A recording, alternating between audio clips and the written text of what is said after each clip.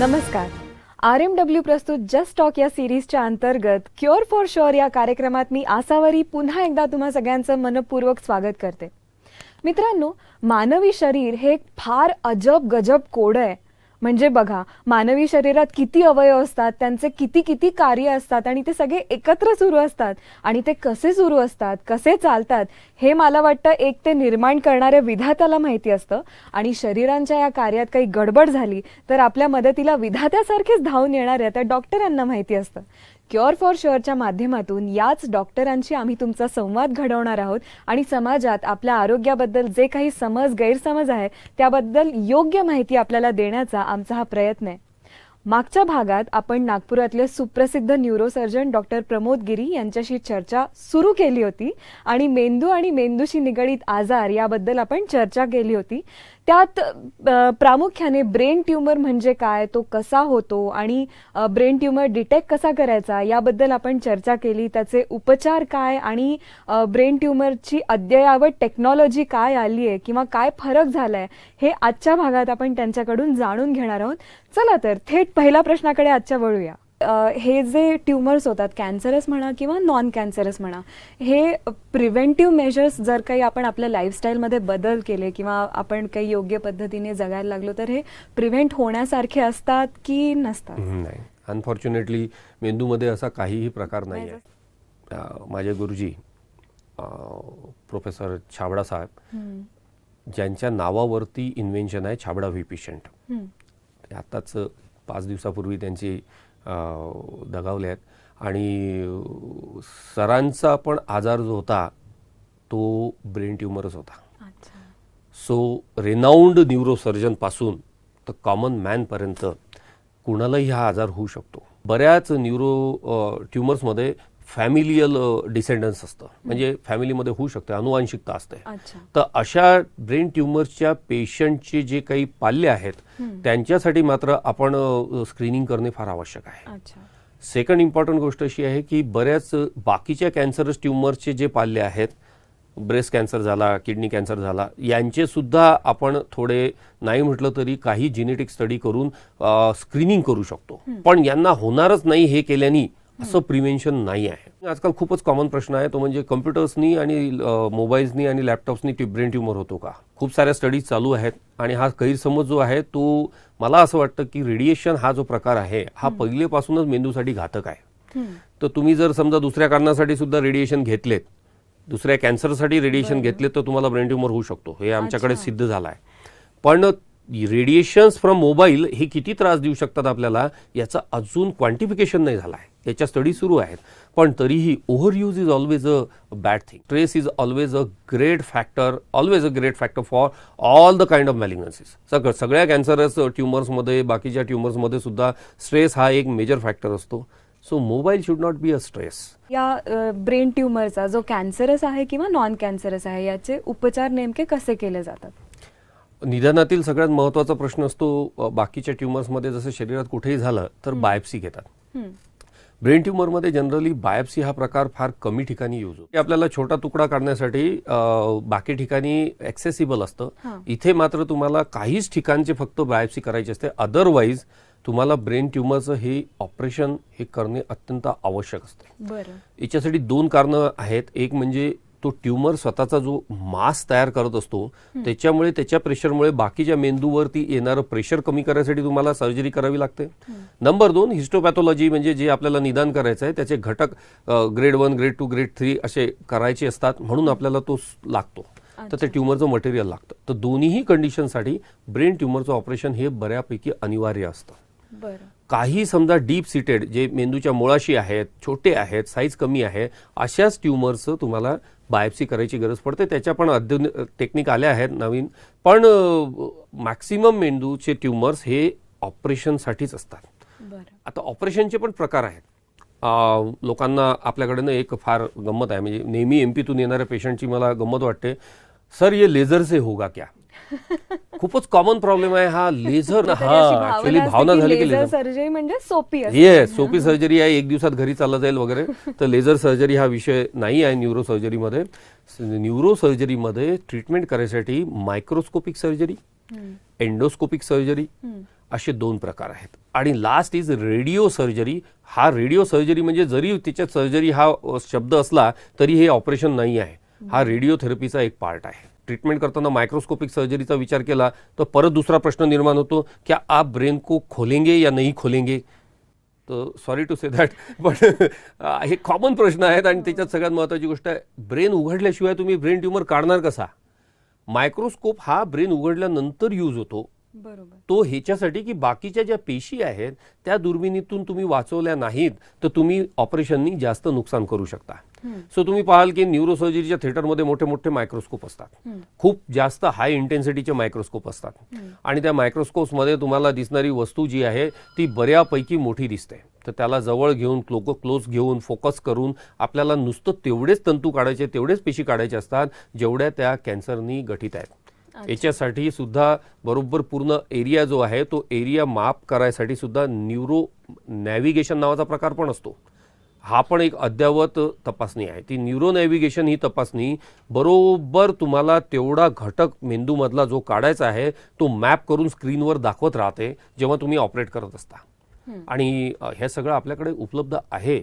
Endoscope हा असा आहे की एंडोस्कोप तुम्ही जे नॅचरल ओरिफायसेस आहेत, जसं नाकातून टाकून तुम्ही मेंदूचा ट्यूमर काढू शकता. हां, तुम्ही मेंदूच्या वर कवटीमध्ये छोटासा छिद्र करून त्याच्यातून स्कोप टाकून आतले काही ट्यूमर्स काढू शकता. पण त्यांचे स्वतःचे आपापले हे लिमिटेशन्स आहेत. काही स्पेस तुम्हाला ह्या ओपनच करावं लागतात, काही स्पेस तुम्ही एंडोस्कोपनी करू शकता. जसं मी सांगितलं होतं पिट्युटरी ट्यूमर इझिली काढू शकता एंडोस्कोपनी.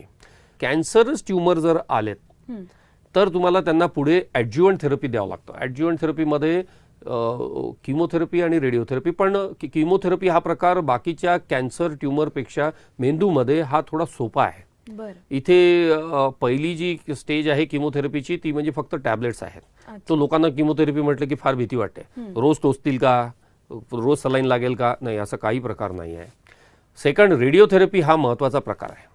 रेडिओथेरपीनी बरेच कॅन्सरस ट्यूमर मेंदूचे हे प्रॉपरली कंट्रोल राहतात, त्यांची पेशींची वाढ होत नाही आणि त्यामुळे पेशंटचं prognosis, survival free, disease free survival हे वाढत जातं. तर त्याच्यामध्ये रेडिओथेरपीचे वेगवेगळे प्रकार आहेत. पहिले नुसतं कोबाल्ट युनिट होते, आता मात्र IMRT, जसं मी सांगितलं रेडिओ सर्जरी, तुम्ही गामा नाईफ थेरपी, हे सगळे नवीन अद्ययावत प्रकार आले आहेत. फॉर्च्युनेटली नागपुरात जास्तीत जास्त रेडिओथेरपीचे युनिट्स झाले आहेत आता. 10 वर्षापूर्वी फार रादर 5 वर्षापूर्वी प्रॉब्लेम होता, पण काही इन्स्टिट्यूट्स नवीन तयार झाल्यामुळे रेडिओथेरपीचे तुम्ही आरामशीर ती रेडिओथेरपी तिथे जाऊन घेऊ शकता आणि तीही अद्ययावत रेडिओथेरपी घेऊ शकता. नक्की. जेव्हा या क्षेत्रात पदार्पण केलं, जेव्हा आलात, तर तेव्हा तुम्ही वापरत असलेले तंत्रज्ञान, टेक्नॉलॉजी आणि आज तुम्ही वापरत असलेली टेक्नॉलॉजी याच्यात कितीसा फरक झालाय? अद्ययावत टेक्नॉलॉजी बराच फरक बरीच झाला आली असेल. मी एक 15-17 वर्षापूर्वी जेव्हा ट्रेनिंग सुरू होतं माझं, तेव्हा मध्ये नातामध्ये रिझल्ट्समध्ये बरेच फरक पडले आहेत. कारण की एक तर तुमचं इमेजिंग जी क्वालिटी आहे ती इम्प्रूव्ह झाली आहे. सेकंड, तुमचा मायक्रोस्कोप्स आणि बाकीच्या गोष्टींचं जे तंत्रज्ञान आहे ते खूप जवळ आलं आहे, चांगल्यापैकी उपलब्ध झालं आहे. तर ह्या IMRT, गामा नाईफ याच्यामुळे बराच फरक पडला आहे. यामुळे पेशंटचा सर्व्हायव्हल रेट वाढला आहे. पेशंटला चालतं बिरतं, त्यांना नॉन डिपेंडंट ठेवण्यासाठी हे सगळ्या गोष्टी खूप महत्त्वाच्या आहेत. एक अजून गोष्ट जी मी सांगितली तुम्हाला, गामा नाईफ हा प्रकार तर खूपच सुंदर आहे.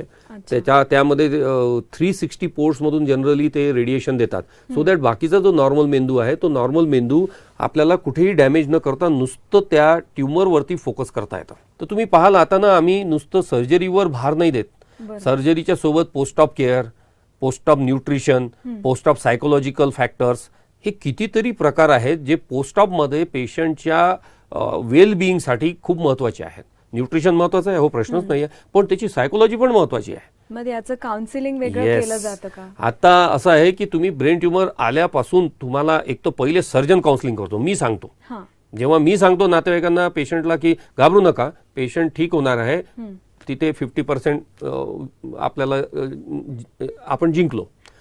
त्याच्यानंतर मात्र ऑपरेशन झाल्यानंतर पेशंटला काही वेळा डिप्रेशन असतं की आता हे असं आहे, किंवा तो व्यंगासोबत असला तर हे हेमिप्लेजिक आहे किंवा पॅराप्लेजिक आहे, तर त्याला टेन्शन असतं की अरे आता हे कधी ठीक होणार आहे, आता माझं कसं, मी दुसऱ्यावरती कसं डिपेंडंट आहे आता. तर या सिच्युएशनमध्ये आपल्याला सायकोथेरपी लागतं. न्यूरो रिहॅबिलिटेशनचं युनिट आहे. म्हणजे लिटरली रोबोट्स आपल्याकडे फिजिओथेरपी देतात. अरे वा. हां, आणि हे सगळं आपल्याकडे उपलब्ध आहे नागपूरला न्यूरॉनला.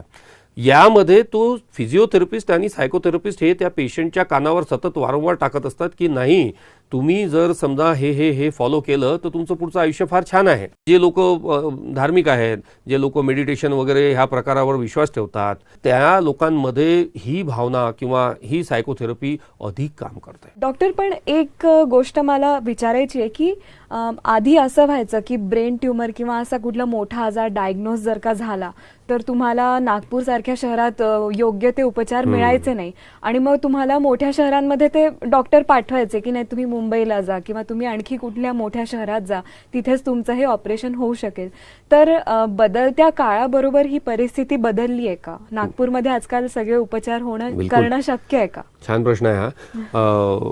10, 12, 15 वर्षापूर्वी गोष्ट वेगळी होती. म्हणजे मी स्वतःच पाहिले आहेत की बरेच अफोर्डिंग पेशंट मुंबईला जायचे, डायग्नोसिस इथं व्हायचं, ऑपरेशन तिथे व्हायचं, परत येऊन फॉलोअप इथेच व्हायचा. लास्ट 5-7 वर्षापासून तुम्ही पाहाल की कुठलेही असो, हाय क्लास ब्युरोक्रॅट्स असो, मिनिस्टर्स असो, बिझनेसमन असो, डॉक्टर्स असो, स्वतः सगळ्या ट्रीटमेंटची उपलब्धता आपण इथे केली आहे. न्यूरॉनमध्ये महिन्याला नाही म्हटलं तरी 200-250 ऑपरेशन्स होतात, प्युअरली न्यूरोसर्जिकल ऑपरेशन्स. हे एका मोठ्या इन्स्टिट्यूटच्या एका युनिटच्या बरोबर आहेत. तुम्ही कुठलेही घ्या, एम्स घ्या, कुठेही KEM घ्या. आणि सगळ्यात महत्त्वाची गोष्ट म्हणजे या सगळ्या गोष्टींमध्ये इतका विश्वास वाढला आहे लोकांचा की मध्य प्रदेश, छत्तीसगड, आंध्र प्रदेश, मध्य महाराष्ट्र हा सेंट्रल इंडियाचा जो झोन आहे, इथून नाही म्हटलं तरी सगळ्या डिस्ट्रिक्ट्सपासून आपल्याकडे पेशंट्स येतात. आणि अद्यावत सगळ्या टेक्नॉलॉजी आपल्याकडे असल्यामुळे त्या लोकांना ते कळायला लागलं आहे आता की फार दूर जायची गरज नाही आहे. मुंबईला होत नाही असं नाही आहे, पण त्रास होतो. 4-5 नातेवाईक सोबत जातात, त्यांना त्यांचे बाकीच्यांचे प्रॉब्लेम असतात. आणि जेव्हा त्यांना दिसायला लागलं की इथे रिझल्ट्स यायला लागलेत, सिंगल स्पेशालिटीवर जेव्हा तुम्ही फोकस करताना, तेव्हा तुम्हाला लक्षात येतं की नाही, त्यांची ॲडव्हान्समेंट, त्यांचा ॲडव्हान्स टेक्नॉलॉजी, त्यांचा त्या बाबतीतला विषय आणि सगळ्यात महत्त्वाची गोष्ट म्हणजे ॲड्ज्युएंट थेरपीसाठी अवेलेबल असलेले सेंटर्स हे सगळे नागपुरातच झाल्यामुळे लोक सहजा आता बाहेर जात नाही. आणि आपले रिझल्ट खरंच त्या मानाने परमेश्वराची कृपा आहे आपल्यावर की खरंच आपले रिझल्ट्स हे कम्पॅरेटिव्हली छान आहेत.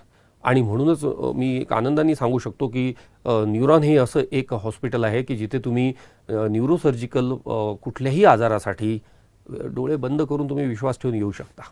आणि त्यामागे अर्थातच तुमची मेहनत, साधना, तुमचा अभ्यास हे सुद्धा त्याला एक मोठं कारण आहे. डॉक्टर, खूप खूप धन्यवाद. तुम्ही क्युअर फॉर शुअर या कार्यक्रमात आलात आणि मेंदू आणि मेंदूशी निगडीत आजार आणि ब्रेन ट्यूमर या सगळ्यांनाच अत्यंत भीतीदायक वाटणाऱ्या आजारावर तुम्ही माहिती दिली, उपयुक्त गोष्टी सांगितल्यात.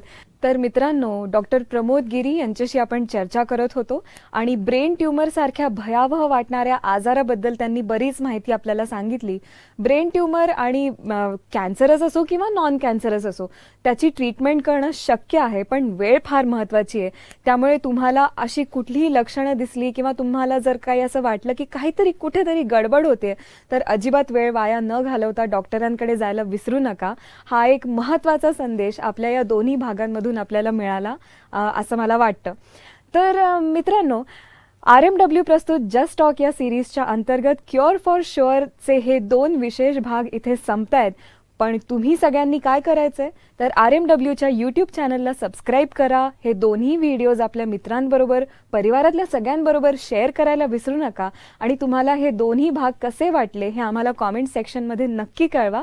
पुन्हा भेटूयात असाच एक इंटरेस्टिंग एपिसोड घेऊन, अशीच काहीतरी इंटरेस्टिंग चर्चा घेऊन RMW प्रस्तुत जस्ट टॉक सिरीजच्या अंतर्गत क्युअर फॉर शुअरच्या पुढच्या भागात. तोपर्यंत मी आसावरी आपला निरोप घेते. धन्यवाद.